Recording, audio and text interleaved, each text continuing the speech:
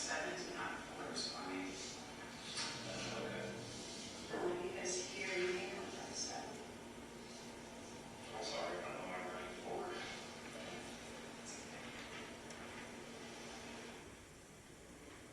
Really, council will stop me at that point because the rest of it is really not a substantive. Okay. Are we going to go back and cover what was not? Yes. Okay.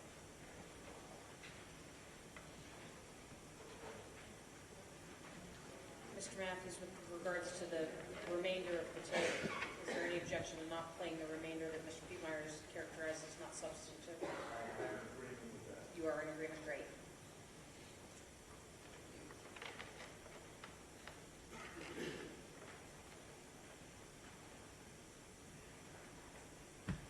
Testifying to you, I'm over here and use the overhead. During the second part of this interview, including the couple pages that are missing right now, basically you're going through with the defendant, you've got his uniform, all the parts of his uniform, and you're having him identify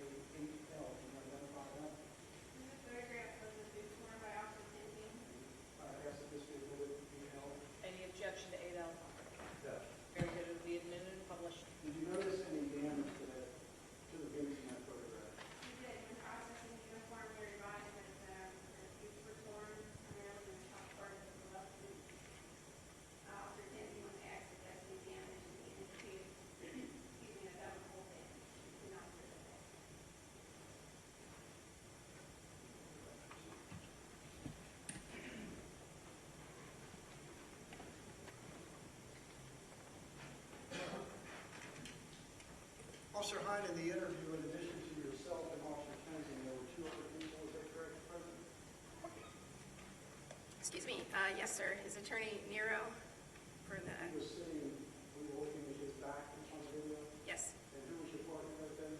Detective Terry McGuffey, He was the other individual asking questions. yes. Just one other question. At the beginning of your interview, you made a statement, I believe, sorry about the circumstances, it's just a formality. That's kind of how you opened up the interview with Officer Benson? Is that correct? I did. And what did you mean by that?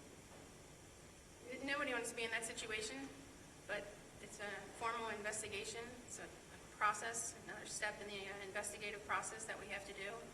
So it's a formality to get together his statement or attempt to gather a statement from him. Just like you got the other UC officers statements. Yes. No other questions this witness, Your Honor? Very good. Cross? Thank you, Your Honor.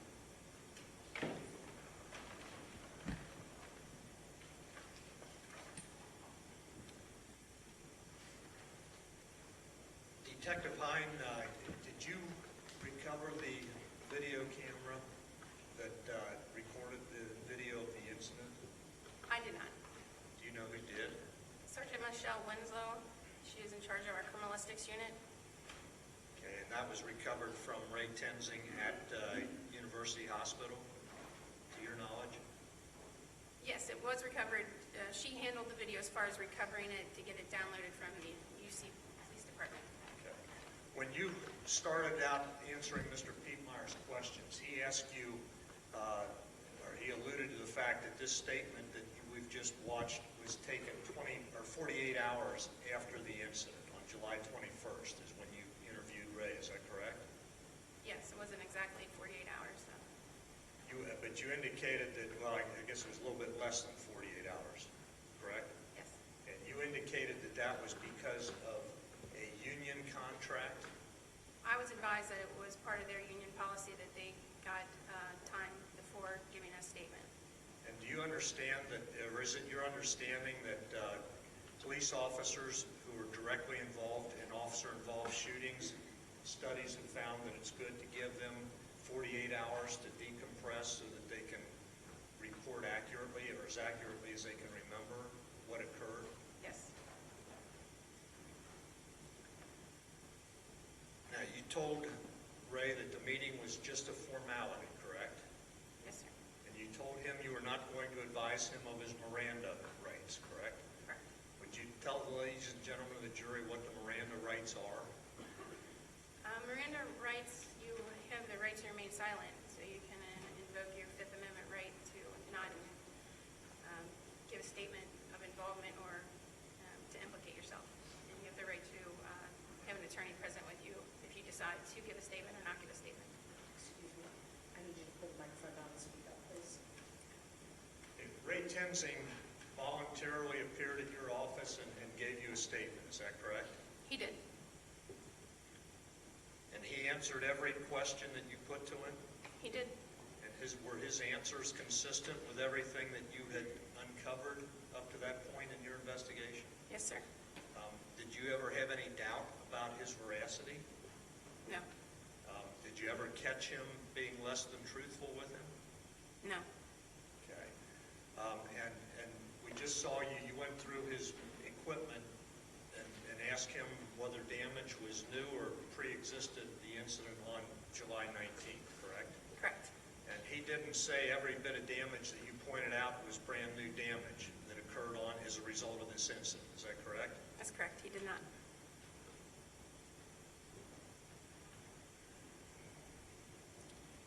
You indicated, or as we saw in the video of the incident itself, the body camera video, there was an African-American male walking up the right side of the street right about the time that this happened.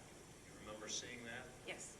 And there was also an automobile that drove southbound or northbound on Rice Street, apparently right as it was happening, as Ray Tenzing was on the ground. Did you see that? Yes. And you indicated that efforts were made to identify the individual who was walking, and efforts were made to find the car. Is that correct? That's correct. What kind of efforts were made? We work in teams, so part of our team in the personal crimes officers went door to door in an effort to locate witnesses and identify the people that were walking past the gentleman himself, and then to see if the owner of the car came forward. And did anybody go back to the neighborhood after July 19th in an attempt to locate those people? I did not. Did you know whether any of your fellow officers did? Not that I was made aware of. Okay. Well, I take that back. On the 23rd or 24th, we did go back to obtain video from the home on Rice Street. Yeah, that video from the home on Rice Street was in fact owned by Cincinnati police officers, is that correct? That's correct. And that camera that was recording video there was pointed in the opposite direction from where the incident occurred? Rice Street is on an incline. Yes. So the part where the camera did capture was just outside the home from where it was being recorded, so you couldn't see down the street where the incident occurred. No. And where was that home with reference to where the incident occurred? 3 buildings past Valencia on Rice Street. So I would say south of Valencia on the left side, east side of the street. So it would have been, to capture the incident, would have had to look up over the hill, is that correct? Yes. Okay.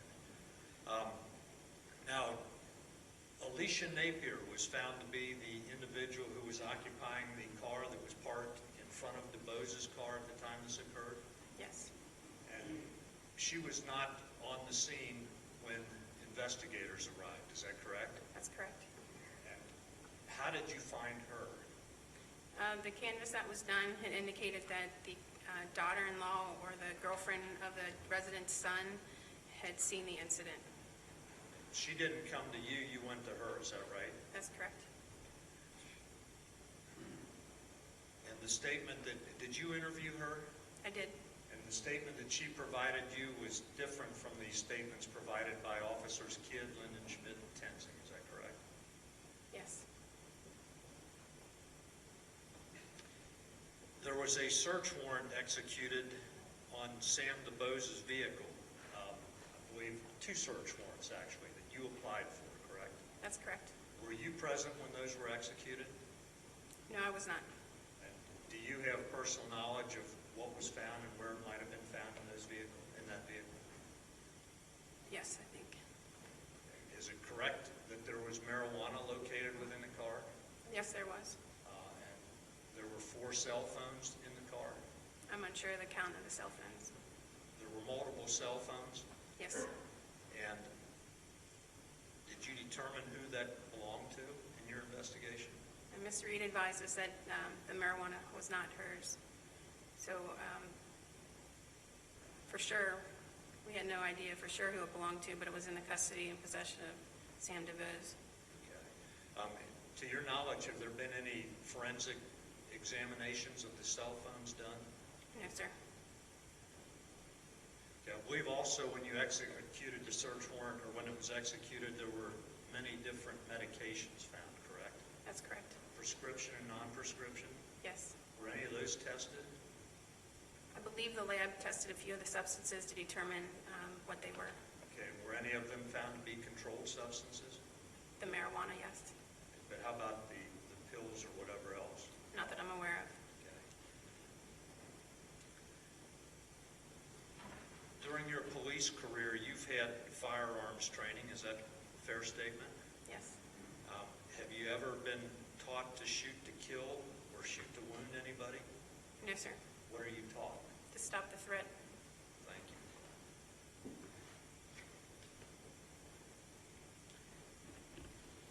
Have you ever been drugged before?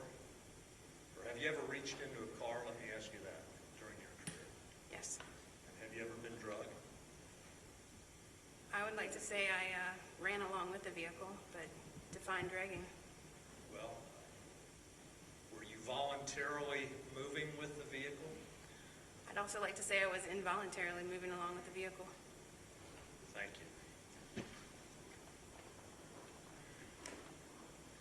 Now, on page 17 of the transcript of the interview with Ray Tenzing, he indicated to you that he tried to reach through the steering wheel or near the steering wheel. Is that correct? That's correct. Thank you. I have nothing further. Very good. Redirect? Very good. You may step down, Sergeant. Thank you. Obviously, you are permitted to remain in the room. State, call your next witness. Brandon Fredericks.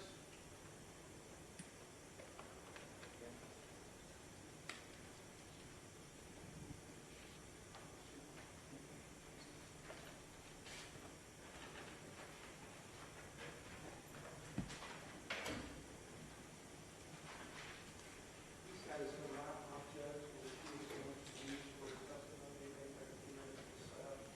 Very good.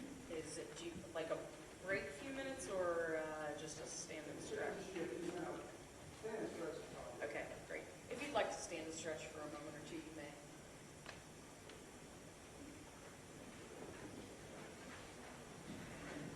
I'm assuming everybody is still comfortable since we just had a break. Great.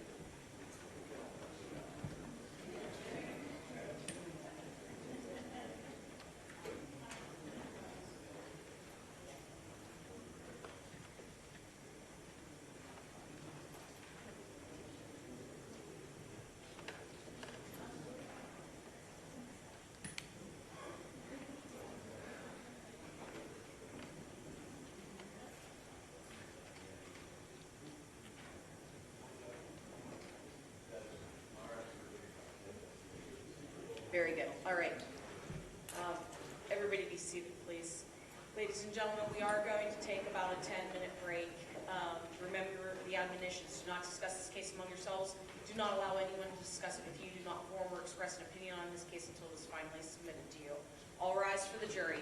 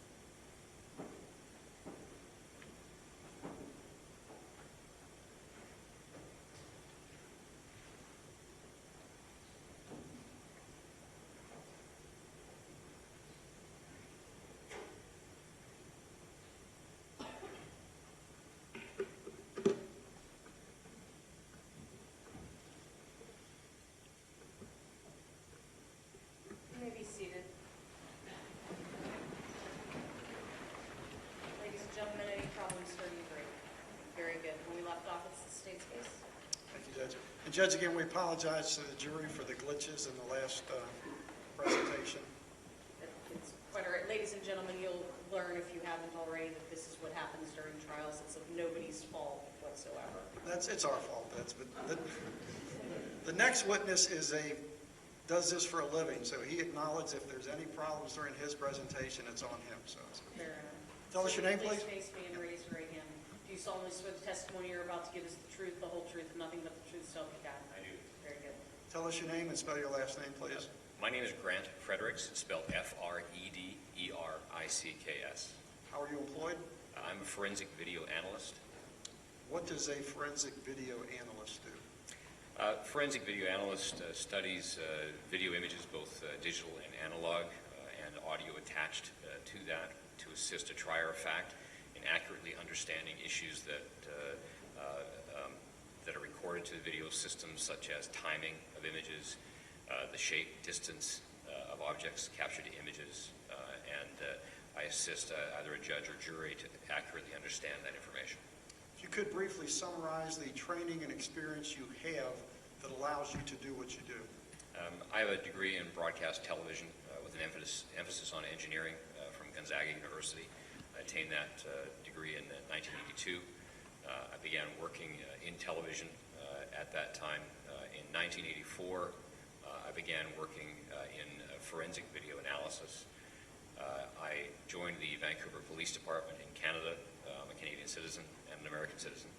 I ran the forensic video division in Vancouver for a number of years, assigned to the criminal investigation division. At that time, I began teaching at the FBI Academy to other police officers in forensic video.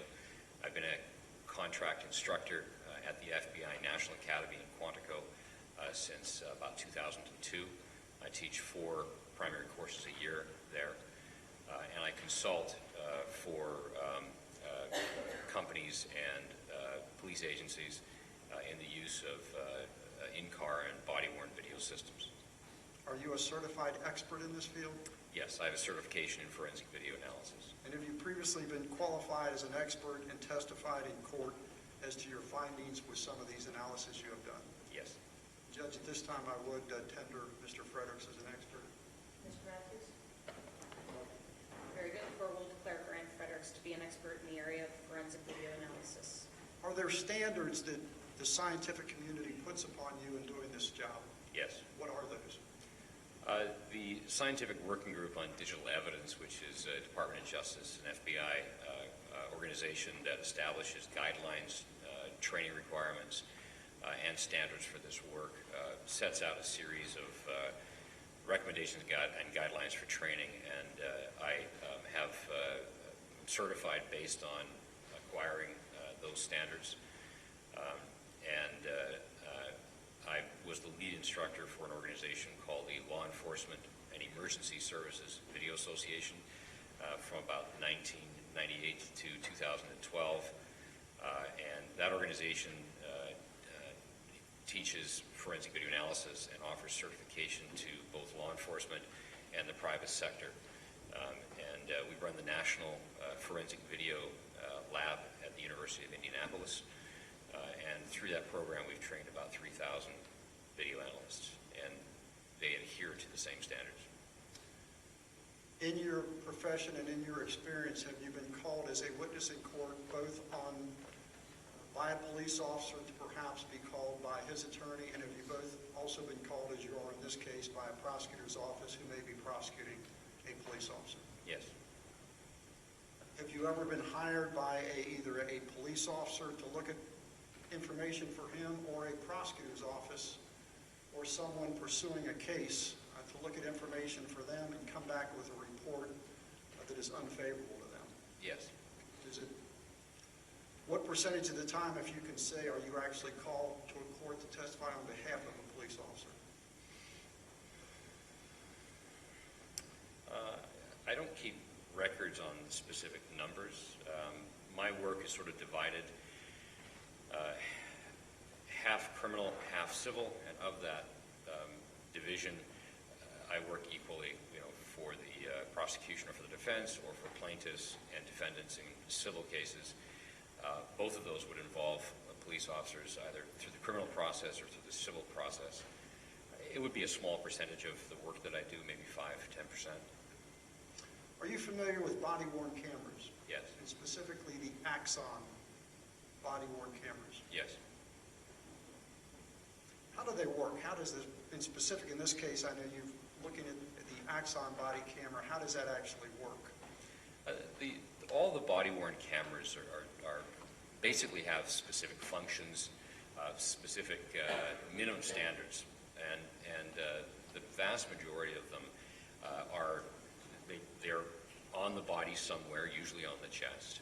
They continually record. So although even most police officers think that the systems are not recording all the time, they think they're just recording when they hit the button, it's actually recording all the time. So when the button is hit, they have what's called a pre-event record. The department can establish whether it goes back 30 seconds, 60 seconds, or a longer period of time based on the software. So with the Axon camera, it's standard set up for about a 30-second pre-record. We can't get that pre-recorded information if it wasn't already in the record mode. So in most cases, when the camera is taken out of the charger, put on the body, it starts to record. If something were to happen to the officer, he was ambushed or something, that event would be captured. So if they recover that, we get the event, we can then go into the drive, the hard drive, and recover the entire day of activity for that officer. So it's always recording. When the officer pushes the event recorder to cause the event to be recorded, they'll get about 30 seconds up until the time when they decide to stop recording. Then they initiate the end record. The device internally then says that clip, that video clip from beginning to end, will then be pushed off to a certain part of the hard drive, which is then uploaded or recovered in some other fashion. The old data is just recorded over once the drive gets full and is replaced by new information. But there is legacy data, usually for about 8 to 10 hours on the system. The Axon camera can record for about 14 hours. It's a longer system. And in this case, we gave you copies of 3 different body cameras. Is that correct? Officer Kidd, Officer Lindenschmidt, and Officer Tenzing. Yes. And did you take items from all of those cameras? Actually, I think it was only Officer Kidd and Officer Tenzing that you used to create some exhibits that would help you explain to the jury your findings in this case? Yes. Was the video recovered from Officer Tenzing's body camera, is that something that you think is reliable and accurately recorded what was going on in that thing? Yes. What do you do in your work? I mean, do you just play the video over and over, or what type of things do you do to help you prepare your presentation for the jury? Every digital video analysis case starts as an authentication case. I want to validate that this is the original data that was recorded in the first instance, that it hasn't been altered or changed. We then go through an analysis to look at the timing from image to image, especially in cases where timing is an issue. If, for instance, the camera captured the speeding vehicle and there was a crash and we wanted to know how fast that vehicle was going, the refresh rates, which means the number of images per second, and the timing between those images is variable on these body-worn cameras. Not all of them, but many of them, including this one. So we often refer to digital video in real-time mode as being something that provides images at about 30 images per second, or 29.97 technically. That's real time. The actual timing between images, if it were not variable, would be even at 33 thousandths of a second. That's 33 milliseconds between images. But we often find there's variability from 30 milliseconds to 40 milliseconds, or in that area. So when timing is an issue, we go into the metadata of the file, that's the data about data, to discover the timing from each image to the next image in order to accurately answer the questions that were posed in this case. Also, to accommodate the requirements of this industry, the in-car video, or the body-worn video manufacturers provide a wide view for the camera so that it gives a good perspective. Certainly not the perspective that a person would have, a police officer, we can see beyond 180 degrees. We can just see peripherally, just behind our eyes. That's why our eyes are kind of outset from our heads. But the body-worn cameras have normally what's called a fisheye lens that gives a wider view than a normal camera lens would give, to give better perspective. That causes a little bit of distortion on the outside, causes the shape of objects on the outside of the lens to be distorted and not appear correctly, and the distance that an object moves when it's on the edges will be foreshortened, will appear a little bit less of a distance in motion. So that has to be corrected to assist a trier of fact in accurately understanding what's occurring from image to image. So we go through all of that process to develop exhibits that are reliable for the court. And in this particular case, we asked you to prepare a presentation that would assist the jury in making a determination as to the timing between the movement of the vehicle, the movement of Officer Tenzing, any movements of Mr. DuBose, and the timing of the shot that was fired in this case. Is that correct? That's right. And did you break down the footage from that body-worn camera into a pretty much a frame-by-frame presentation? Yes. If I could show you this for mark identification purposes, the state's exhibit from the 20. Identify that? Yes. What is that? This is a thumb drive that contains all of the work product that I have to show the court today, and I made this morning. And I believe you already loaded that onto your laptop? Yes, I actually created this from the content on my laptop, so I have an exact copy on my laptop. And if you could go to your frame-by-frame, that has the wide-angle distortion correction, I believe you have it right. Let's start with that. So this is a PDF document that contains the consecutive images with observations and annotations on the screen. And it says wide-angle lens distortion correction, is that correct? Correct. Go to the next slide. This is the first slide you actually have. This is where you started on the body camera to do your work, is that correct? I examined everything up to this point, but this is the time period that describe the events that are relevant to my examination. And is everyone still okay with running glare? Okay, you can proceed with that, Mr. Brooks. So at the bottom of each slide is a number for the record, and slide number 2 is just the very first image that we see. The outside edges here are the correction for the lens distortion. So slide 3, I'm just pointing to the fisheye lens correction, and these edges here are actually part of the image, that when the image is corrected, it forces the image to lay flat and out and open, and therefore we're now looking at a more correct shape of objects. At the top left-hand side, it says image 5633. That's the 56 and 133rd image in the video sequence that was recorded to the body-worn camera. And this is at the top right-hand corner, I have a time. It's 3 minutes, 10 seconds, and 384 milliseconds into the video. So from the time the video started with Officer Tenzing seeing the vehicle go by, that would be 0 minutes, and now we're at 3 minutes and 3 seconds. Correct. This is captioned fisheye lens correction. Is that the same as the wide-angle lens correction? It is. You could proceed.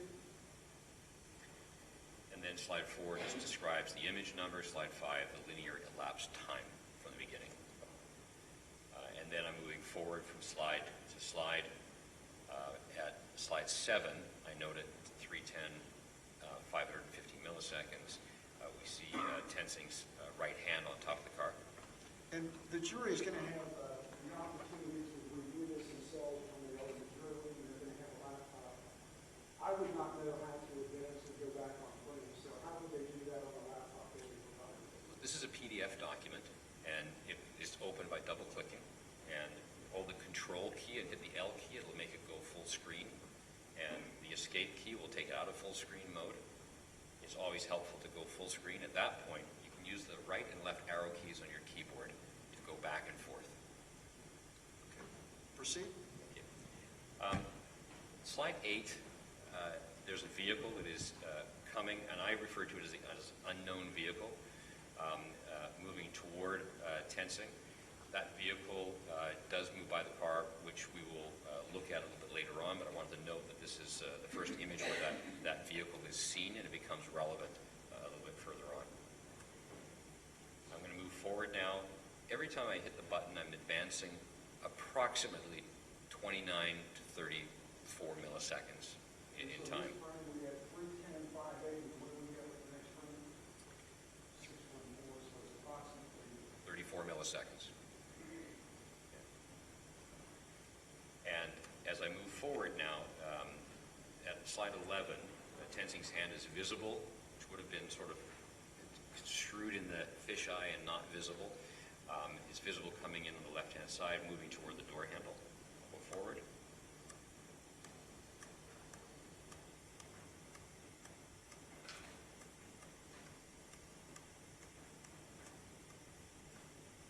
On slide 31, at 311 and 309 milliseconds, Tenzing begins to pull the door handle open.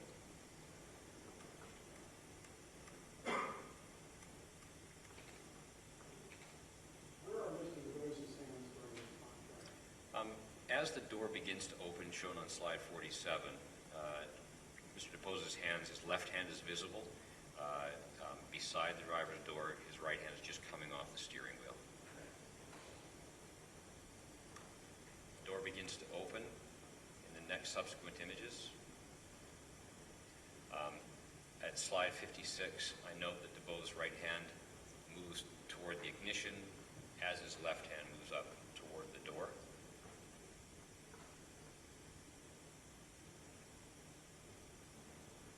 And then on slide 72 at 312, 701 milliseconds, DeBose begins to pull the door closed. And Mr. Fredericks, I know as we go through this, these are pretty clear images, and then some of the images will be pretty blurry, is that correct? Some images will become blurry, yes. What caused that, or what would cause that? It's referred to as motion blur. It's when the camera begins to move quickly, and because of the nature of the sampling of the images, when the movement is so fast, the movement becomes blurred. Just like if you've got a regular camera, you're taking a picture and you're Precisely. Okay. Yes. I'll go forward as the door begins to close.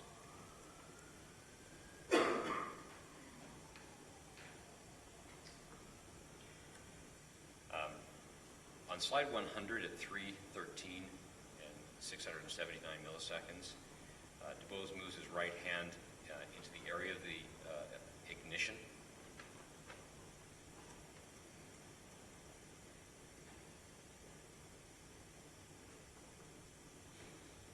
And then at 314 and 267 milliseconds, we hear the first sound of the vehicle ignition start to turn on. This is the image.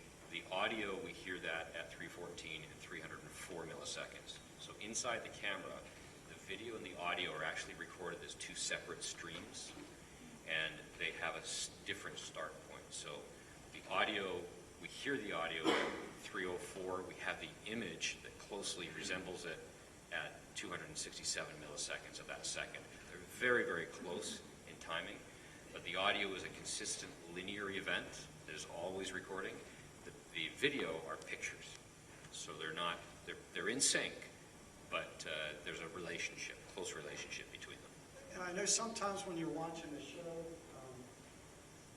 on TV, you'll see it's out of whack. Somebody may be talking and it's, their voice, their mouth might move a half a second later.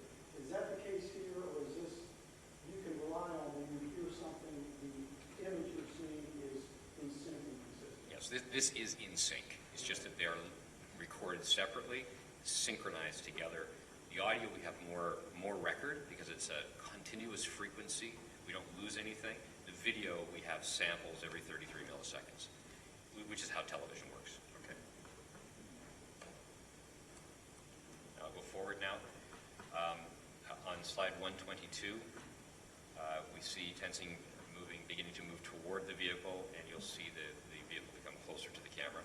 And we don't see his hand at this point, but in a few slides, we see his hand still on the lead. His right hand, correct. Yes, we'll see the right hand in a moment.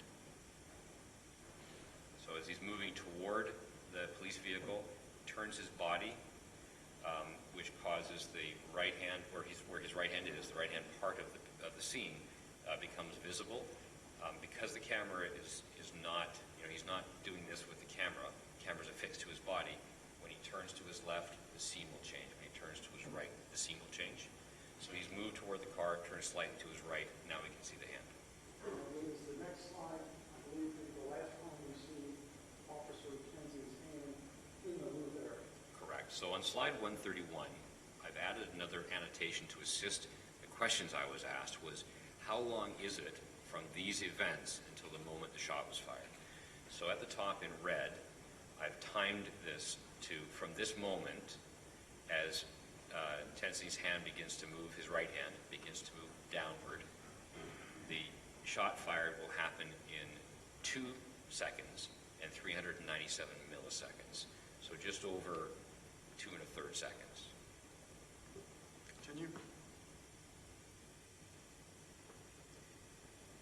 On slide 133, Tenzing reaches forward with his left hand toward the interior of the vehicle. It's at 2.3 seconds from the shooting. At slide 134, I'm pointing out Tenzing's left foot at the bottom left-hand corner of the image. It shows that where he is standing, it gives you an opportunity to observe the distance he is from the car door at this point, to show that his foot's not underneath the car door, that he's not in contact with the car door at this point. You also see a reflection in the car. Yes, so I'm pointing on the side of the car, just under Dubos's left pointer finger. This dark area is the reflection of Dubos's pants. Tenzing's pants. I'm sorry, Tenzing's pants. Thank you. Go forward.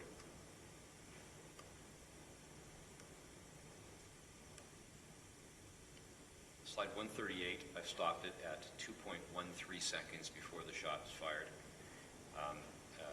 Tenzing's left hand is in front of the steering wheel as opposed to behind the steering wheel, which we'll talk about a little bit. He's reaching forward to an area in front of the steering wheel.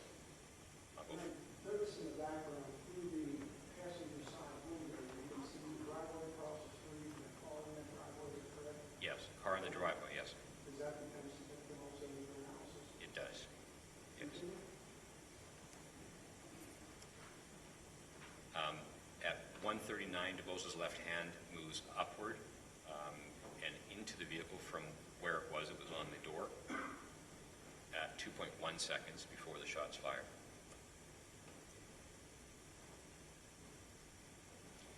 On This is slide 141. slide 141, I'm pointing to the full reflection of Officer Tenzing's lower body against the door of the car as DeBose's hand moves upward, and Officer Tenzing's hand, the left hand, is reaching in front of the steering wheel, and we are 2.038 seconds from the shot being fired.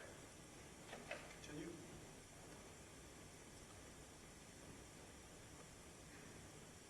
This slide 143 shows a lot of blur. That's the motion blur we just discussed. That means that the camera is moving rapidly at this point.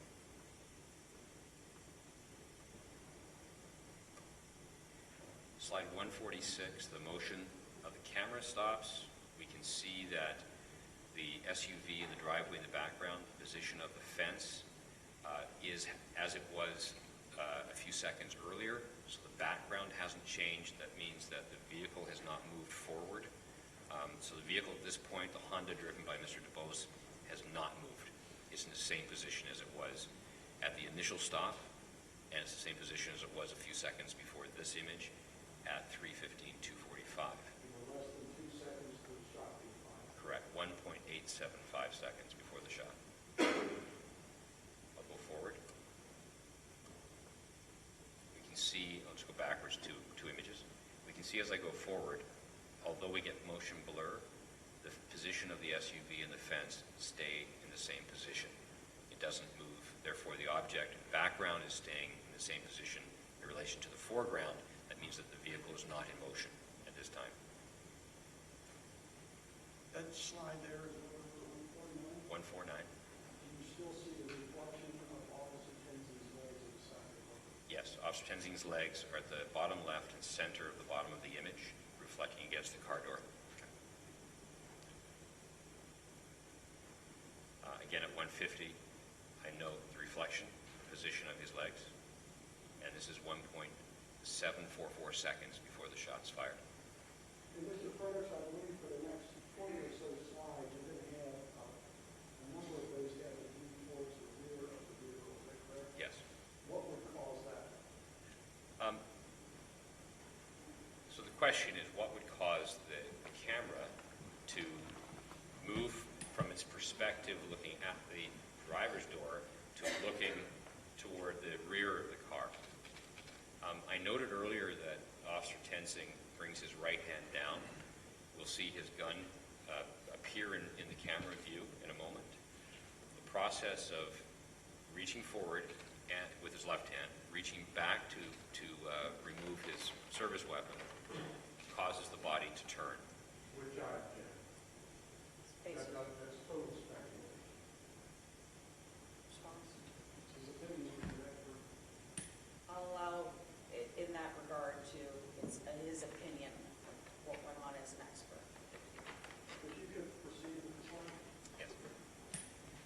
So as the body turns to the right, it's the only way that the camera perspective could change to the right. We get the view of the back of the car. What's important is that the camera level doesn't go down.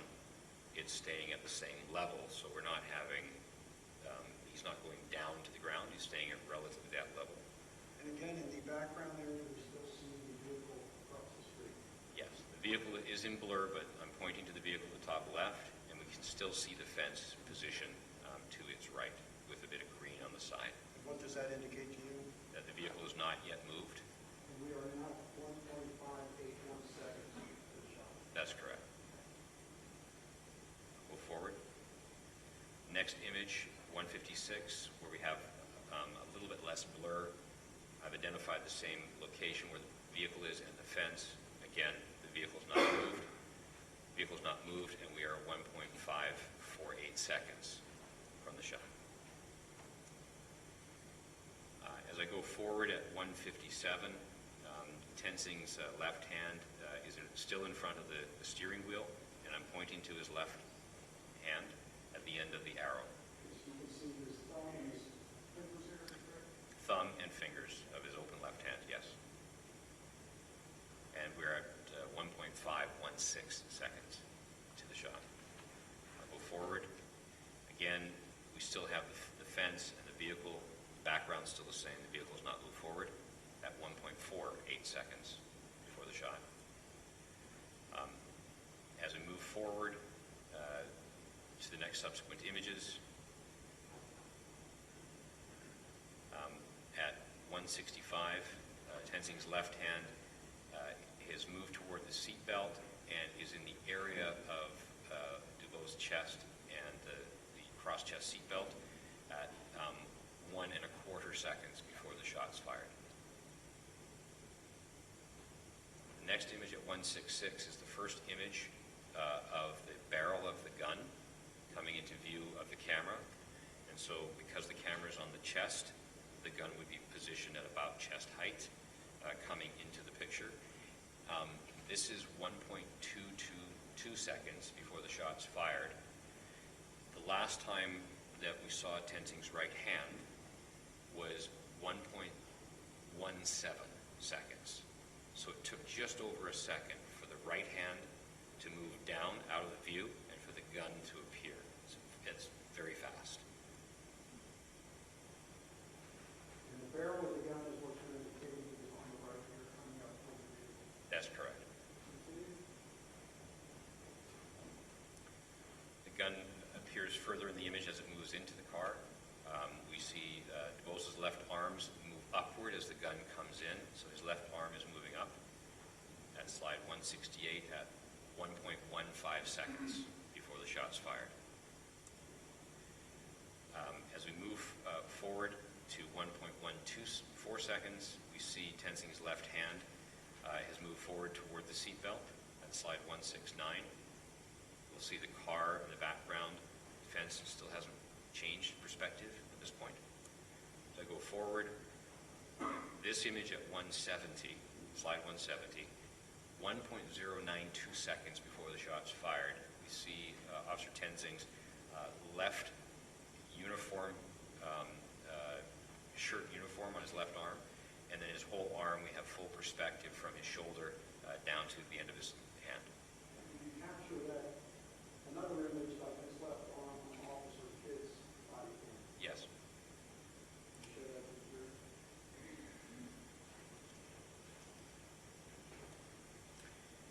So this is the image we just looked at, image 5800 in the sequence, and I've extracted it from the video as it was.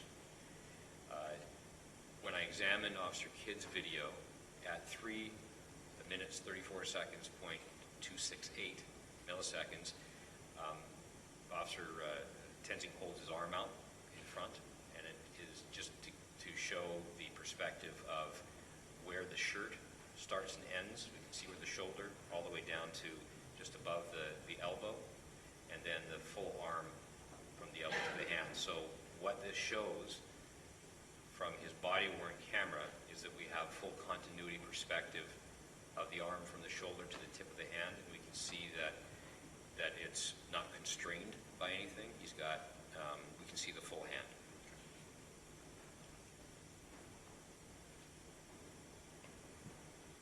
Next slide. So that was at image 5800, slide 170, and I'll move forward now. Slide 171, again, although we have motion blur, we can see the fence, the SUV in the background in the parking area, and the vehicle has not moved forward. And this is 1.059 seconds before the shot's fired. The vehicle is not in motion at this time. Is that the last slide you have that you can say for sure the vehicle of Mr. DuBose is not in motion? Well, the very next one, you can see it's not in motion, but I would say this one or the next one is not in motion. After that, the camera moves position, and then we don't have another view at it for about 800 milliseconds. So we're just a hair over 1 second to the shot being fired, Correct. and the car is not moving. Correct. The car is not moved. That's right. Proceed. So I'm moving forward through the images through 172 as the gun becomes more visible. I'm moving forward at image 5805, slide 175. We hear in the audio, this is the picture, but the audio timing is at 316 and 224 milliseconds. We hear Tenzing yell, "Stop." I don't have any opinion as to what he's yelling stop about, but there's a statement of stop at that point, and we're at 928 milliseconds before the shot's fired. Continue. The gun is coming up. Tenzing's left arm is at DuBose's chest at 178, at 816 milliseconds before the shot's fired.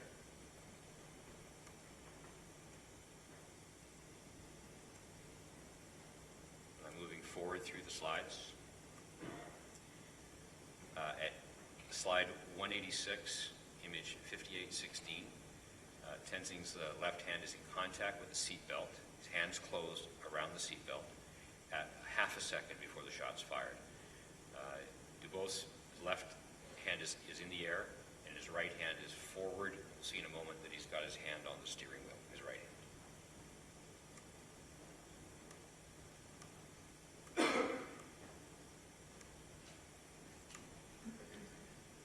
At slide 193, we're 276 milliseconds, thousandths of a second before the shot's fired. The gun is pointed toward DuBose's head. The officer has his hand on the seatbelt, the chest. Again, we have DuBose's with his left hand up above his head, right hand on the steering wheel, and the SUV is still in the background. There's no perceived motion of the vehicle at this point, but because his head and hand are in the way, we can't see exactly where the fence post would be, but the vehicle appears to be in roughly the same position. This is less than 0.3 of a second before the shot being fired. Correct. As I go forward, again, to 243 seconds before, we see his head and hand in the air blocking the view, and we have motion blur here. So it's possible that there's some slight movement, but I can't tell at this point. When you say slight, what are we talking about? Almost imperceivable movement forward by the Honda. I know that there is movement forward in a moment. At this point, I can't tell whether it started at this point or starts at the next moment. We're moving forward to slide 195, 211 milliseconds further ahead. And then at 196, slide 196, this is image 5826. The time to the shot fired is 178 milliseconds. And there's slight movement forward that I can detect in the image, although it appears the vehicle hasn't moved because the background's still the same. The relationship between the back wheel and the front wheel of the SUV and the back wheel of the SUV has changed slightly. There's a little bit less light in there, so the angle has changed, which means there's very likely some forward motion. The other thing that I can see here is the position of, there's an air freshener that is on the rearview mirror. And in earlier images, which I can go to. Would that be 146? Sure, if I can go to that. Sure.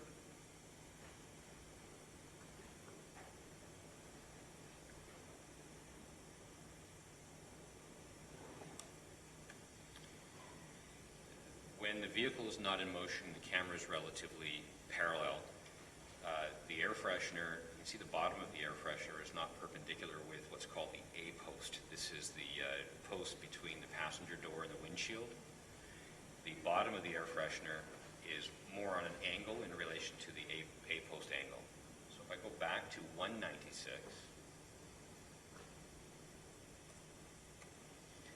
we see now the bottom of the air freshener, even though the camera angle has moved, the relationship of the angle of the bottom of the air freshener and the A post has changed. In other words, the air freshener has moved. It's moved backwards, and I'm doing kind of an angle. And the reason it would move backwards is because there's some forward momentum from the car. So at this point, there's the first image that I can see at 178 milliseconds before the shot fired, that there's now forward motion from the car. And earlier you had said there was a slide, the last slide, you could say for sure the car was not moving, and this is the first slide you can say for sure the car is moving. Yes, In between, you're not sure when that movement began. that's correct. But this is the first visual indication that there's motion. There might have been motion a few milliseconds earlier, but for sure there is motion now. Okay, proceed, please. Moving forward through the slides, at 198, 113 milliseconds before the shot's fired, DuBose's left hand is moving downward, and he's moving away from the gun at 80 milliseconds before the shot's fired on slide 199. Slide 200, we're at 48 milliseconds. Slide 201, the shot fired is 15 milliseconds according to the audio. This is the last image before the shot's fired. So the shot's fired between this image and the next image, but the audio tells us that the shot occurs in about 15 milliseconds from this position. We see the SUV still in the background. So the forward motion of the car would have been very short, very small. It had about 40-some milliseconds between when we know it's moving forward to this point, and the background hasn't changed very much. And that's 40 thousandths of a second. What are you trying to do that? Less than 1/10 or less than 2/10 or not even that? Less than 2/100 of a second? Yes, we're less than 200 of a second.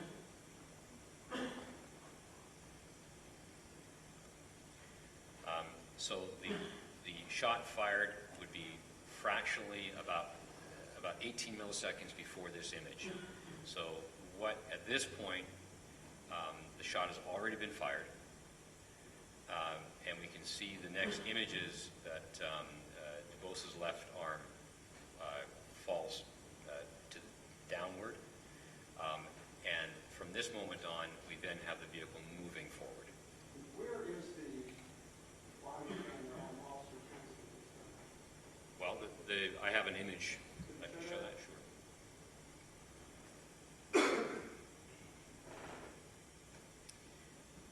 This is an image from Officer Kidd's body-worn video at 4:49 and 472 milliseconds. It shows Tenzing after the shooting when the car had stopped. His body-worn video is at the center of his chest, at some distance below his eyes. So the top of his head is maybe a foot and a half, 2 feet above the camera? Well, the camera is just over 4 inches high, and so if we were to count up, it would be about a foot and a half, roughly. If we were to count the pixels, it would be roughly a foot and a half distance between the lens of the camera and his eyes. Go back to the last slide you had. This is the slide here, still on this exhibit, slide 3. So we're kind of thinking with our eyes here, but actually what is being filmed down here. Correct. So the perspective of the camera is here. The camera can't see that area unless the camera is located just at about the center of the window. That's the only reason we have this perspective. And because it's located on his chest, then at the time of the shooting, the camera is located about the center of the window. Obviously, the officer's eyes would be about a foot and a half higher than that. Did you also review the statement of Officer Tenzing? Yes. And I know at one point on page 27, line 4, he said the following: I pulled my gun out, and as I'm falling, I'm below the plane of his window, so the only shot I could see to stop the threat was a headshot. Based on your analysis of this and your view of where the camera was, is there any way Officer Tenzing body camera could have captured that image that he was, as he said he was in the statement, below the plane of the window? With that, No, there's no possibility that his head could be underneath the camera. If his head were at the level of the window, then the camera would be facing very close to the door of the car, and we would just have a dark door shot. The camera is clearly at the center of the window at that point. Okay, if you could go back to the other program and proceed. So moving forward from slide 202, we now have forward movement of the car. We can see on slide 205 at 3:17 and 236 milliseconds after the shooting, we now have a perspective that shows the car has moved forward a few feet. I can't measure how many, not very far, but this provides an opportunity to have a perspective of how far the car may have moved forward after the shot was fired.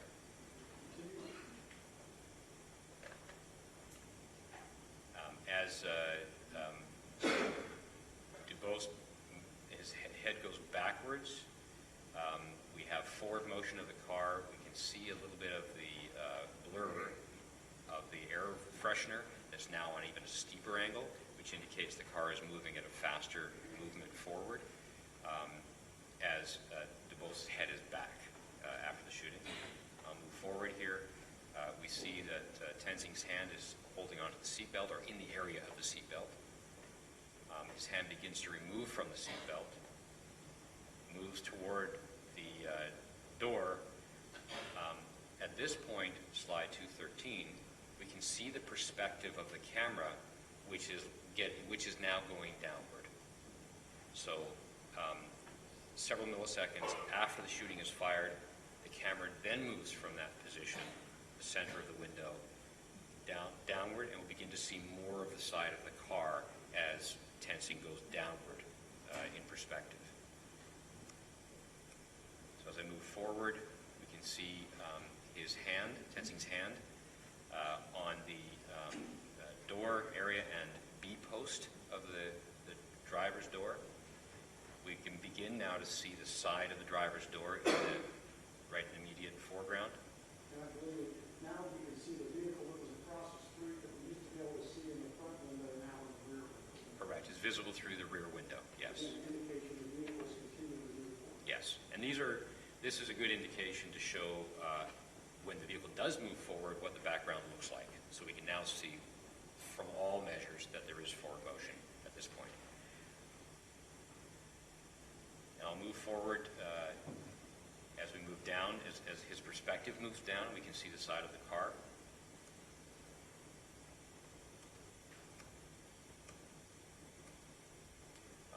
At slide 225, there is a movement in the back, and this is Officer Kidd getting out of the passenger side of the police SUV that's in the back here.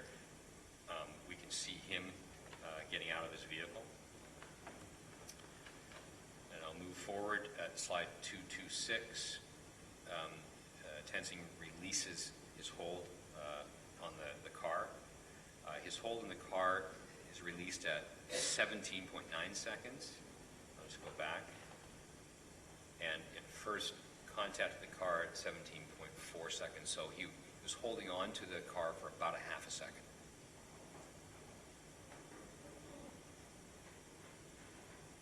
When he released, he goes, this is the perspective at slide 228, the side of the car door.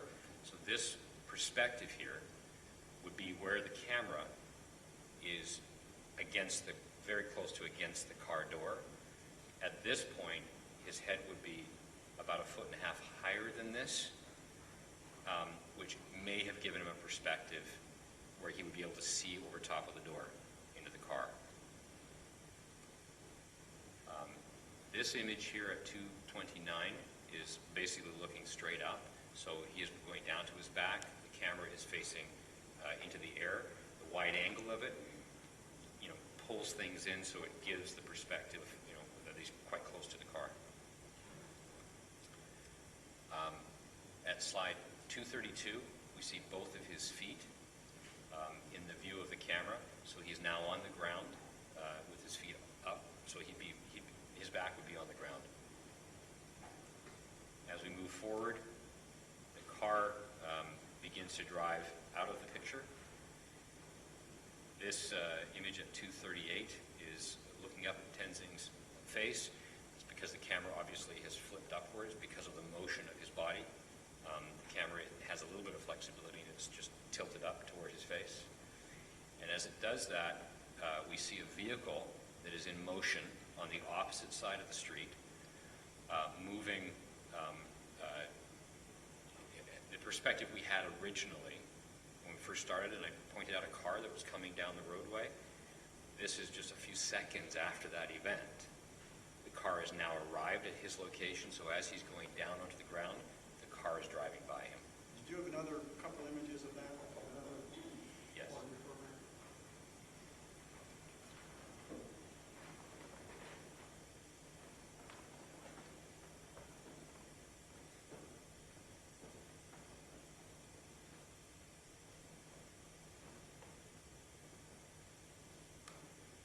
So I'm just playing the video, and I'll just go backwards for a moment, take us back to where we were. So this is the vehicle in the background.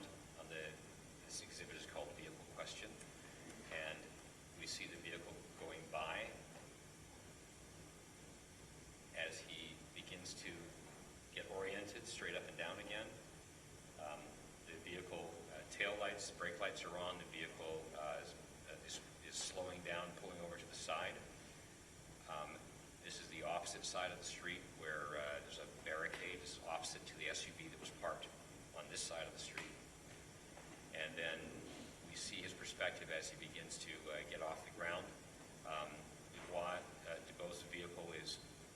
distance over here. And there's another vehicle that was parked on the street earlier.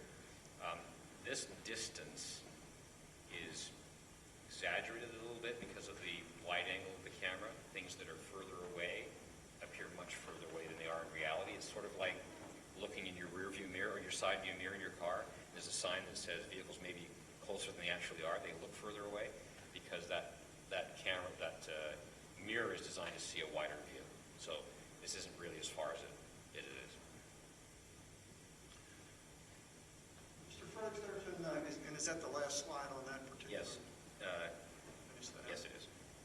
There's been some testimony in the courtroom about people hearing sounds that transpired at the time this took place. Could you, I think I asked you to make a clip of just a few seconds when Officer Tenzing is starting to open the door until after the car takes off. Is that correct? Yes. Could you play that clip for the jury?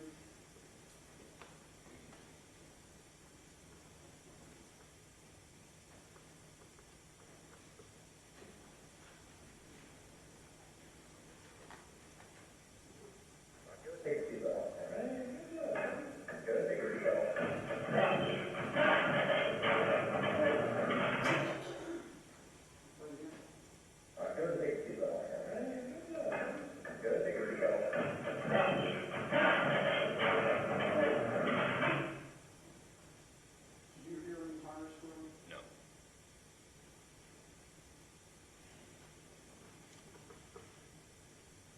Mr. Fredericks, I also believe the last time you say the car has not moved for sure, that you can say for a fact, was it, I believe, image 5801. It would be at 3 hours and 16 minutes, or 3 minutes, .16.061. Is that correct? Yes. And it was 1.059 seconds before the shot was fired. Yes. That I also asked you to make an audio clip or a clip that captures that amount of time that would be the longest amount of time the car would have been moving before the shot was fired. Yes. Could you play that for me?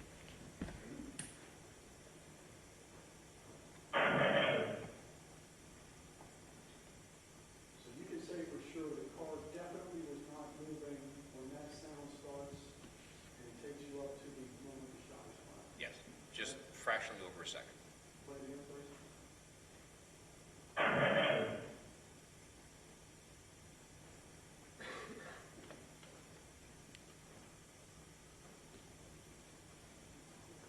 Mr. Fredericks, based on your review of all of this, do you have an opinion to a reasonable scientific certainty as to the position of Ray Tenzing in relationship to the vehicle of Sam DeBose when the car was fired? When the shot was fired? Yes. What is that opinion?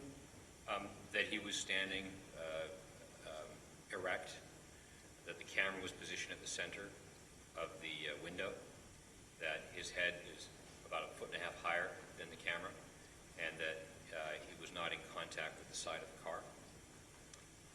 And do you also have an opinion to a reasonable scientific certainty at the time of the shot, had the car moved? Can you repeat that, please? At the time the shot was fired, had the car of Mr. DeBose moved? At the time the shot was fired, the car had, in my opinion, was moving forward for about a second and a bit. Yes. And how far had the car moved? The perspective shows that the movement forward would have been no more than a couple of feet. And do you also have an opinion at the time of the shooting, had Officer Tenzing been dragged at all by that vehicle? No, he had not been. No other questions for this witness, Your Honor? Very good. Cross? Take your time.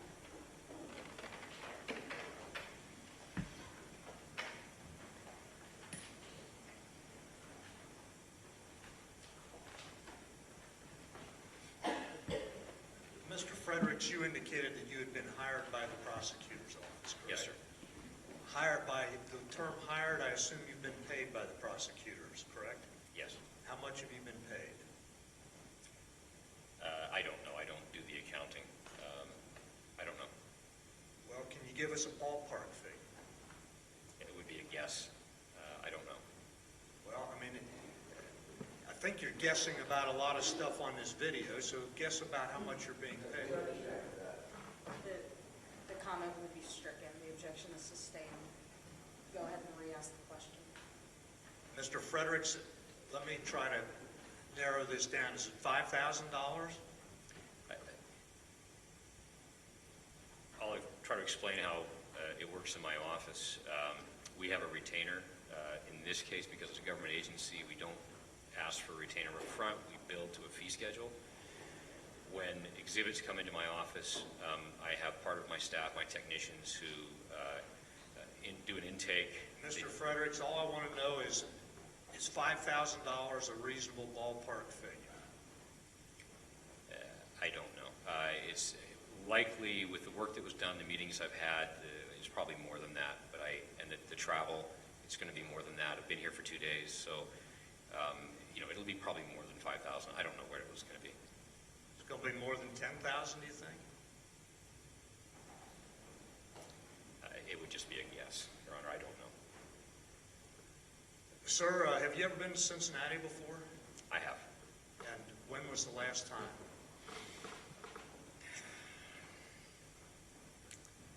My recollection, maybe 10 years ago. Have you been here in connection with this case other than the last 2 days? No. You've never been out to Rice and Valencia or Rice and Thill Street, correct? No.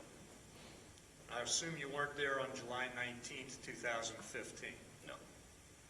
I assume that you did not observe this incident with your own eyes. No. I'm correct in my assumption, correct? Yes, sir. Thank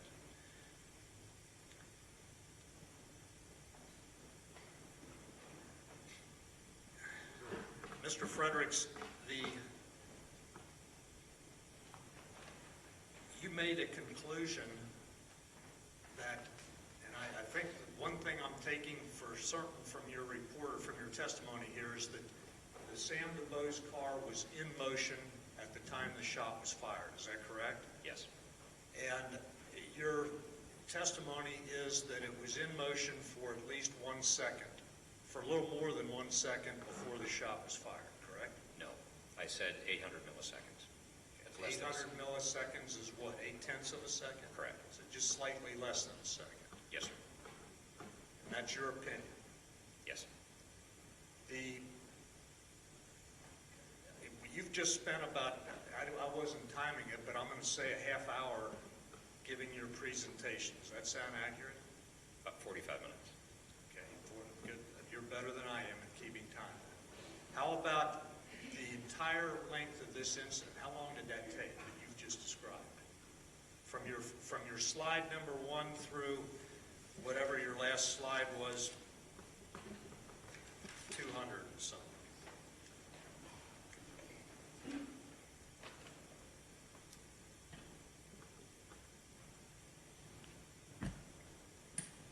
Appears to be about 8.5 seconds.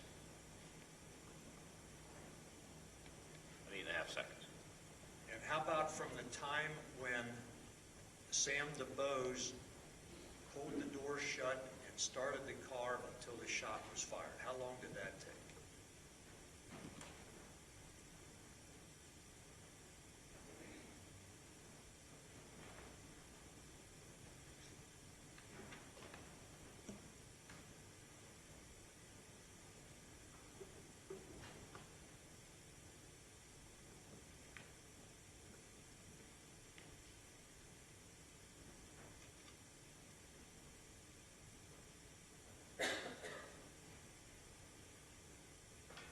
Just under 4 seconds. Did you ever, in the course of your investigation, review Officer Lindenschmidt's body camera video? Yes. And in that video, did you see Officer Tenzing picking himself up off of the street on Rice Street? Yes. Were you able to determine how far that point was from the point where Officer Tenzing was at DuBose's side window? I didn't measure it, no. Could you have? Not without going to the scene and doing measurements, no.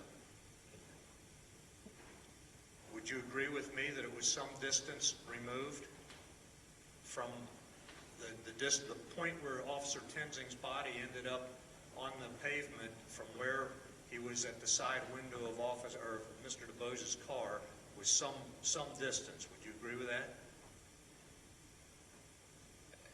Well, depends on the definition of some distance. If you were to suggest it was probably a car length, I would say it could be Okay, and a car length is how long? Do you know? about 17 feet. Thank you.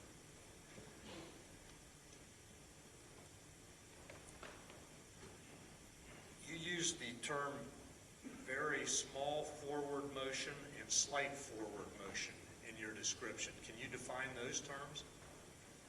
Yes, the image that I showed and suggested that it was an opportunity for you to perceive the movement forward. My estimate would be because it was relatively imperceivable, but there was forward motion, that it would have been a couple of feet. But I invited the jury to assess it for themselves. And you would agree with me that ultimately the jury has to make up their own minds about what this video shows. Is that a fair statement on my part? I agree with that, yes. When you were a Vancouver police officer, did you ever work on the streets? Yes, Did you ever reach into a vehicle? never. And were you ever assaulted by anybody? Oh, yes, And that all happened in a split second, did it not? correct. And you weren't wearing body cameras then, I No. would assume. That's been a few years ago? Yes, yes. Okay. You mentioned that the DeBose car moved forward in your presentation by, you said, a couple feet?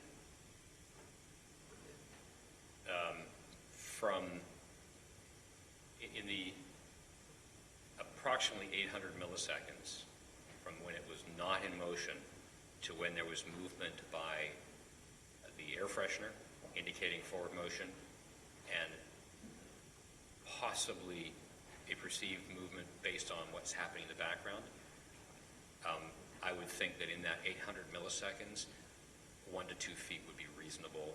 I wouldn't disagree that the vehicle moved forward about that far.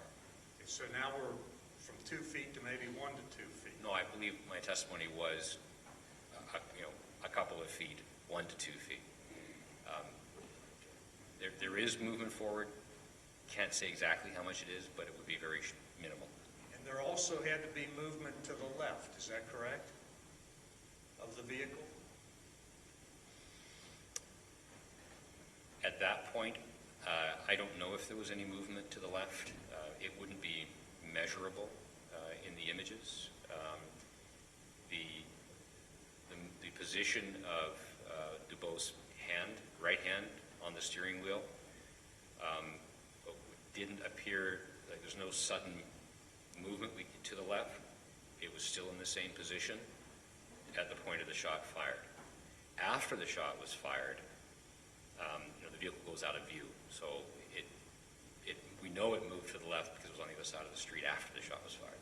Well, we know that there was a silver car parked on the same side of the road a few feet in front of DeBose's vehicle, right? I wouldn't agree with a few feet. I think it was some distance in front. Yes. As Tenzing gets off the ground, spins around, that vehicle is still further down the roadway. Well, then, but we know from the video that there was no contact between DeBose's vehicle and the car parked on the same side of the street, correct? I don't have any information about that. I wouldn't disagree with that. So somehow that car had to go left to get around the parked car, correct? Yes. And we saw in the video, or in your presentation, DeBose's right hand on the steering wheel. Correct. Before the shot was fired. Right. And the position of his hand didn't move, so the steering wheel did not move to the left at the point of the shot being fired. After that, I can't say what happened to the steering wheel. At the very beginning of your presentation, the first image you put up there is a picture. Go back to that if you don't mind, to number 2. You can see here, slide 2, the distance that the other car was. You said a few feet. it's a little bit more than a few feet. This gives the jury an opportunity to evaluate that distance. Okay, and it also gives the jury an opportunity to notice the left front tire of DeBose's car, correct? Yes. And that wheel is pointed straight ahead. Is that a fair statement on my part? From this image, I don't think we could say whether it's not slightly turned to the left or pointed straight ahead. I wouldn't have an opinion from this image alone. I'd have to look at other images. Could you do that?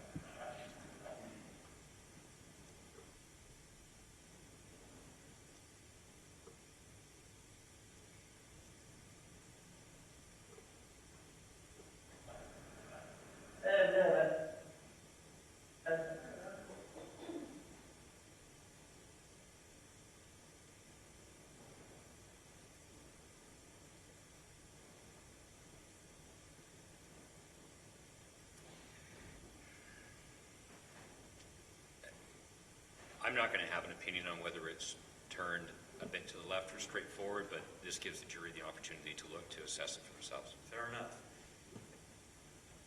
From Tenzing's body camera video there also, in that picture that's up there right now, his body camera video is looking down on the roof of the car. Is that a fair statement? Back there, as he's approaching, Yes. yes. I mean, his chest area would be about the height of the vehicle. Yes. Okay, can you jump forward to your slide number 2 on your program?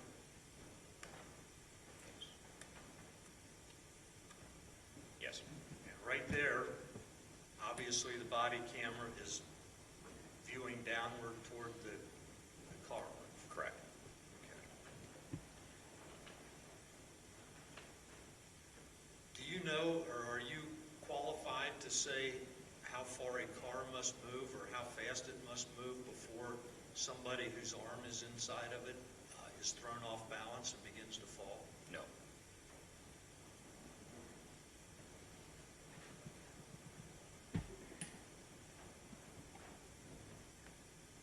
I believe you testified that it was .881 milliseconds that the car was in motion, correct? Correct. Would you term that a split second? Yes.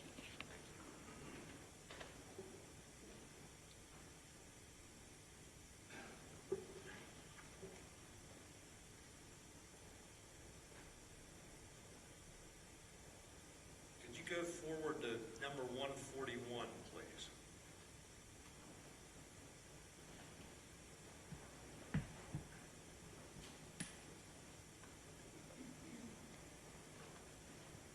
Okay, there we see Tenzing's left arm reaching into the vehicle, correct?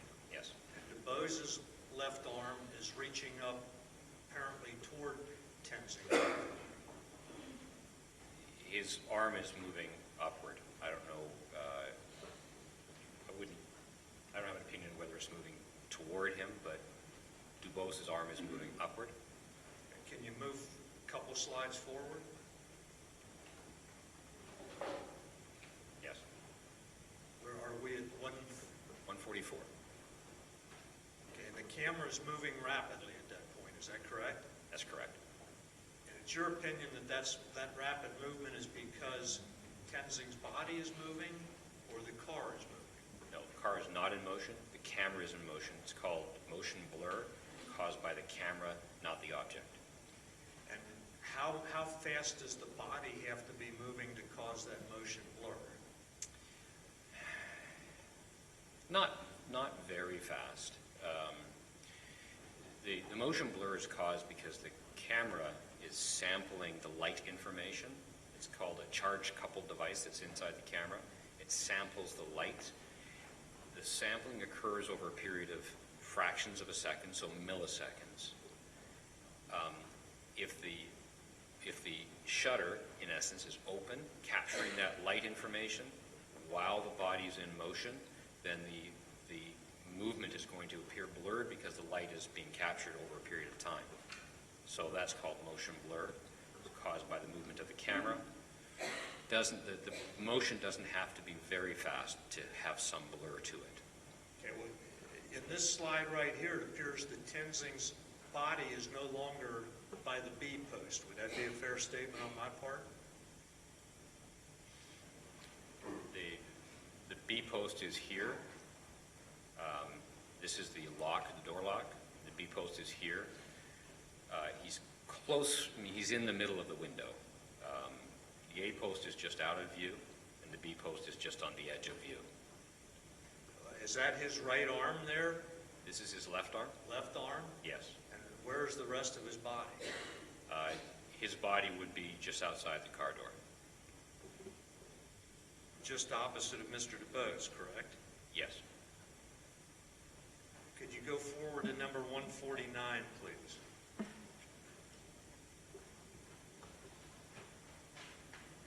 Again, I'm not an expert such as yourself, but it appears to me that Mr. Tenzing's body is lower at that point. Is that a fair statement? What we can say from this image is that the camera perspective is pointed downward. The location in the car, if the officer is bent forward, we're going to have this perspective, or if he's lowered, we're going to have this perspective. So one or the other. Or how about if he's falling? Well, if he were falling, he'd be moving away from the vehicle. At this point here, as it go forward, we can see that his feet are in the same position. Let's stop. Let's go forward. Let's look at his foot there if we could. Yes, sir. Right there. It appears to me that his right foot is lifting up at that point. Is that fair on my part? I don't know if I would agree with that, and I wouldn't disagree that there's some motion by his foot here. He's in the same position. The car, we know, has not moved forward. Now, whether Tenzing is moving back and forth slightly, that's possible. He is some distance from the car because we have enough light to cause this reflection. And this is just, as I move forward here, we can see that the car is not moving, and then we have the gun come in to view. What is Mr. DuBose, I don't mean to interrupt you, but what is Mr. DuBose doing in the sequence leading up to this? He has started the car engine. He's leaning forward, it appears. DuBose is leaning forward here slightly, yes. And the left hand now appears to be on the steering wheel.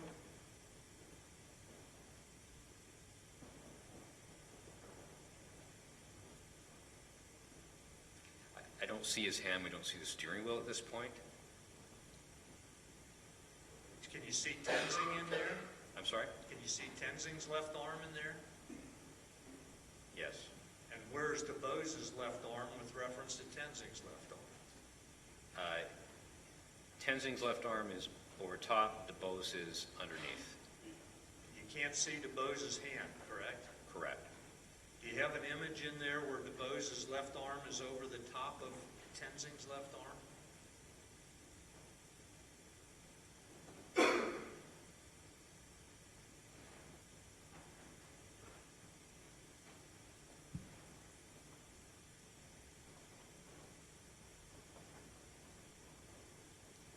You're beyond it at that point. Yeah, no, not until then. This position here is the only time that Tenzing's arm at 179 is higher than, that DuBose's left arm is higher than Tenzing's, but his arm is in the air and it stays in the air. So there weren't any images prior to this that show the other way. Would you agree with me that at that point, Tenzing's body camera is not looking through the car, but rather looking toward the rear? Yes. So he has been spun around, either voluntarily or involuntarily. No, that's a loaded question in terms spun around. All we can say is that he's moved his body such that the camera position moves. Okay, his body has been rotated. How's that? Yes, the camera perspective has been moved because his body has, for whatever reason, has changed position, yes. You don't know whether that's because Tenzing voluntarily turned or he was somehow forced to turn?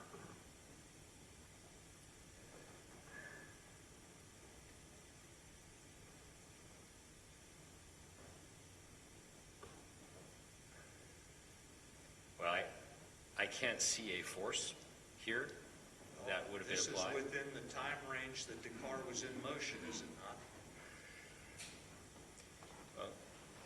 No, the car would have been starting to be in motion at about this point when his body's already turned.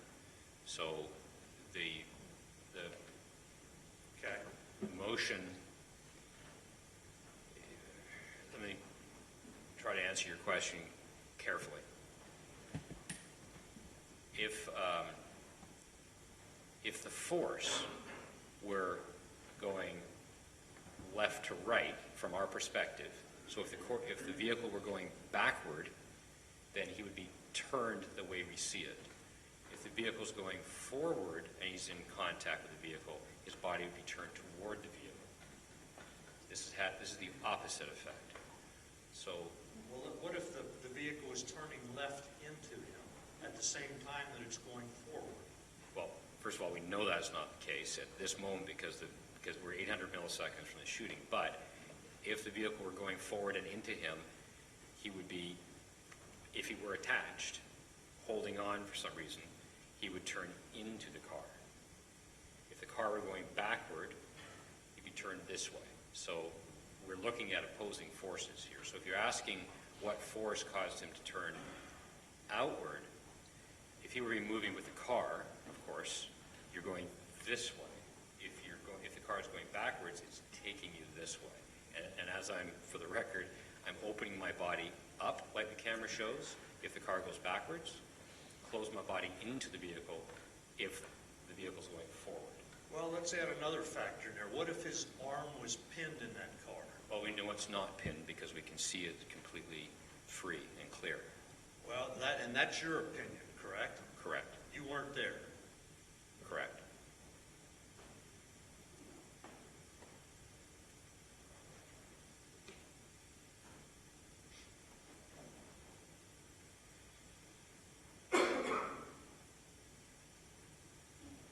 Now, are you able to tell from the video that Rice Street, to go southbound on Rice Street, which is the direction DuBose's car was faced, was an uphill grade? Would you agree with that? I wasn't out at the scene. You can't tell from your video analysis whether the street is level, downhill, or uphill? No. But yet you can tell the ladies and gentlemen of the jury exactly when the shot was fired and where Tenzing was and what he was doing, correct? Yes, I can. Okay. Can you, there's one image on there that, about the time the shot is fired. Can you find that on there? Yes, stop right there. Can you tell anything about the position of, well, first of all, Tenzing's left hand at that point is holding the seatbelt, correct? Yes. And his right hand with the gun in it, it appears that his forearm is on an upward angle, correct? With the wrist cocked down just slightly. No. The forearm is coming out of the position, the side of the camera. The camera perspective shows that at about the center of the lens is the center of his arm. So as I'm holding my arm directly in front of where my chest is, the camera shows clearly that the forearm is at about, the gun is at the height of the camera. His forearm comes out from the middle of the camera perspective. If it were above, it would be on top of the video or off to the side. It's at the center. Okay, we know that the camera moved as Tenzing fell, correct? Correct. You don't know whether the camera is moving at that point, do you?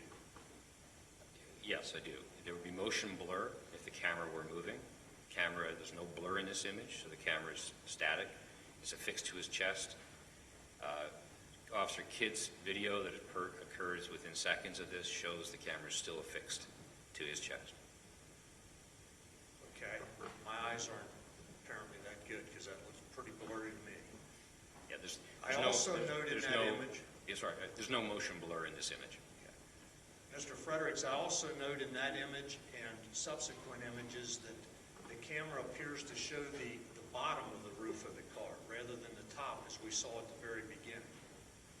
In the interior, The interior roof, can you explain how that would happen if Officer Tenzing is standing straight up, as you indicated? the officer is closer in the window, he's reaching into the window with the gun, he's closer in. As a result of that, the wide-angle lens is capturing the inner side of the car and more of the interior. If we were to back up out of the vehicle, you would see less of the interior and more of the outside of the vehicle. So I assume it's your opinion that Officer Tenzing couldn't possibly have been falling, going down at that point. Correct. And again, that's your opinion. Correct.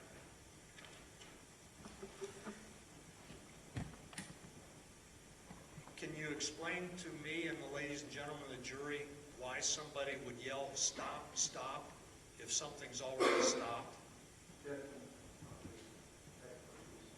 Overruled, I'll allow it if you can answer it. Be speculation. I just said if you could answer it, that's fine. When I testified earlier in direct evidence, and I noted stop, I said, I don't know why he yelled stop. There could be a few reasons why. It would be pure speculation. I don't feel comfortable giving that. I'm sure you don't. Agree. Let's keep it to question and not commentary. Mr. Fredericks, would one reason to yell "stop, stop" be because the car was in motion? If he can answer it, I'll allow it. The objection's overruled. That would certainly be one reason that would make sense, yes. Thank you.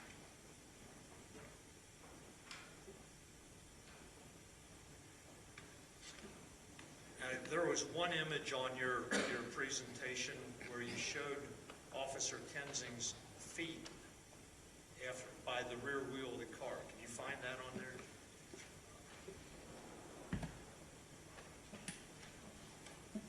That would be, I think, 232 perhaps. Correct. Okay. Are you able to say, well, I would assume with his feet where they are, the rest of his body is up alongside of the car. Would that be a fair statement? Well, we saw his hand. As the camera does go down, his hand comes over to the top of the car by the B post behind the driver's head area. He holds it there for about a half a second. The car is in motion.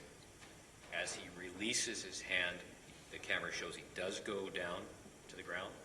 And then we see this image, which clearly shows he's on his back with his feet in front of him as the car is moving past. So at some point, the car is moving forward. He's holding on to it after the shot's fired. The holding on and the car moving forward and him going to the ground occurs after the shot's fired. Whether he's in contact with the car, alongside the car, as you said, I don't know. He's beside the car. And you can't say how far from the car he is or how close he is. He's very close to the car. We have a wide-angle lens, so we're seeing the bottom part of the vehicle. It's very close to the camera. I would say he's probably within inches or within a foot at the most from the car. Almost being run over by that car, correct? I'd say at this point, he is, obviously he's not run over. The car goes by him. I wouldn't want to be this close and on the ground to a car, but he's very close to the vehicle, yes. Okay, now at one point in your presentation, you showed an image, I think slightly past there, where the camera is looking up right there at Officer Tenzing's face. Obviously, the camera moved to get Correct. that image, correct? Yes, it did. So you can't say when you showed the position of the camera as shown on Officer Kidd's video at a place on his chest, you can't say that's precisely where it was when all these images were filmed. would be fair? I can, because the camera is affixed with a special clip that goes through the shirt, and if the camera moves, it would fall off the body. The fact that it's there means it's still in contact with the clip. The camera position is consistent with how the officer, what we see when he first approached the car. It's at the same height approximately. And it's in the same, it's where an officer would wear that. It's where all the other officers are wearing it. So the image from Officer Kidd's camera is perfectly consistent with the camera having not been moved. Okay. When, as part of your investigation, did you examine the camera itself? No. So you can't tell the ladies and gentlemen of the jury whether it was functioning properly on July 19th? Yes, I can. The metadata in the file of the video provides all the correct information, the relationship to what's called the compression group of pictures, call it a GOP, how the structure of the compression worked, the timing relationship between images, the number of images per second, was all functioning properly. Including when he turned it on, we had the 30-second pre-record and audio started. So yeah, it was all functioning properly. No question in your mind the car was in motion when the shot was fired, correct? Correct. No question in your mind that Officer Tenzing ended up farther down the street and to the left from after he disengaged from the car from where he started out. Is that correct? Further down the street, I don't know about, well, to the left, because the other officer's camera, when it starts to record, Tenzing is getting off the ground. He's about in the middle of the road. That's Officer Lyndon Schmidt's camera. Correct. Thank you. Have just a moment, Jeff. Take your time.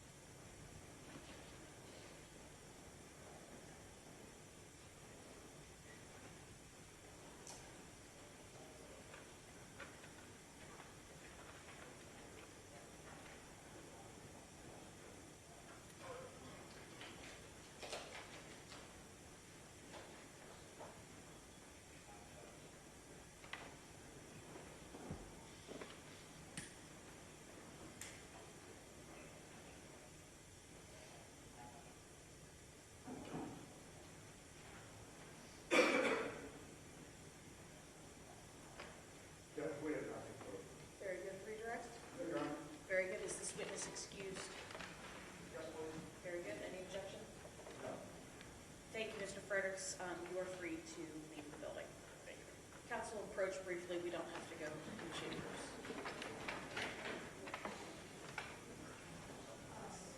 Yes.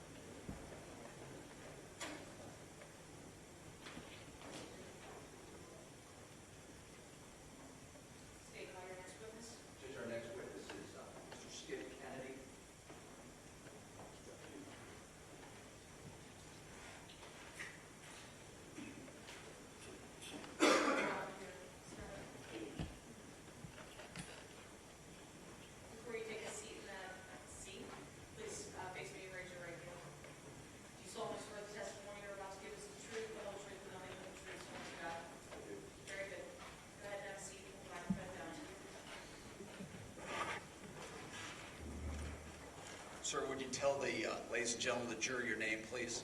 Philip Kennedy. And what do you do for a living, sir? I'm retired. All right. What are you retired from?